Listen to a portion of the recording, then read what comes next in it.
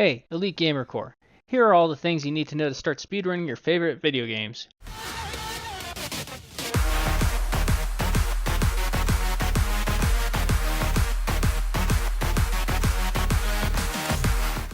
So, you decided you wanted to speedrun your favorite game? Here are all the things you'll need to start. An emulator, flash cart, PVR box, a cat, wireless or USB gaming controller, an egg, your sanity, favorite gaming console, television, and a bagel.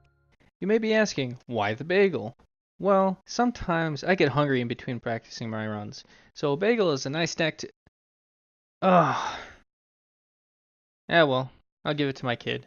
He'll eat anything. The first thing you want to do is pick the right game for you. If you pick something that you aren't familiar with or you don't like, you won't have a good time speedrunning. If there's anything I learned, you have to enjoy what you're doing, otherwise you will end up failing. You could also find a community such as speedrun.com. They have all kinds of information on this site. There are leaderboards, discords, and links to active streamers. If you're feeling discouraged or don't know what to do next, this is one of the best places to go. When you start playing, you want to learn the basics of the game. The best way to do this is to actually play through the game in its entirety. Afterwards, start attempting tricks and techniques involved in the game. You can either do this by practicing each part or just run through the game and hope for the best. This one all depends on the player. One of the best things you can do is set a realistic goal. Don't expect to ever get anywhere near the world record on your 10th attempt, let alone your first try. Expect to have a variance of at least 50% of the current record. This all depends on the player and how much you've practiced before attempting a full run. Since I analyzed quite a bit and practiced beforehand, my first run of Chrono Trigger 100% glitchless was around 6 hours 50, and the world record at the time was around 5:45. I think if I had not practiced, this would have been far slower. Another way you can learn your run is to watch other people run the same game. If you have a really good memory like myself, this is incredibly helpful. This is how I learn most of my runs, is just by watching them, unless the trick is particularly hard or not entirely noticeable on how to do the trick. Ugh. Ugh.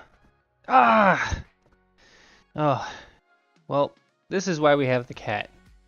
They say that cats can be therapeutic, and they help to lower stress and anxiety. Nice kitty. No, wait. Ah. That did the trick. Very therapeutic. Really calmed me down. If you're really into speedrunning and want to start recording your runs from a physical console, I suggest you get a PVR box. These can run anywhere from $30 to $200, depending on the quality you're looking for. You plug your system into the box directly, or you attach it to a TV, then to your computer. The way you use these and how to set them up vary by the type you get. The absolute best way to practice different strategies and techniques is to use an emulator or a flash cart. Emulators are pretty easy to find, so I'll let you guys do the footwork on that. This way you can just create a save state before the part you want to practice, and whether you fail or succeed, you can redo it over and over again. As far as flash carts go, Crix.com has one for seemingly every system that you'd want to play on. I'll leave a link in the description on how these work in depth by My Life in Gaming. These can run anywhere from $80 up to $200 depending on what you're getting. I believe that the community in general are more accepting nowadays of emulators when presenting world records, and sometimes you can't help but use one because the game might be a ROM hack and an emulator is the only way to play it. When you're picking your controller, if you're not going to be using the physical system, I suggest that you spend at least $50 for wireless and at least $20 to $25 for wired. Besides the obvious of making sure you get a working controller, the main things you want to work are the joysticks and the D-pad. The best way to go would be to get something that can function for every system, but also works entirely and easily. GameSir makes good controllers for their price, but their D-pad really lacks. Using anything besides the cardinal directions will be a task.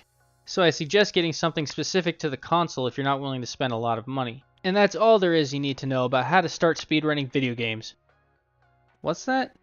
Oh, the egg you ask?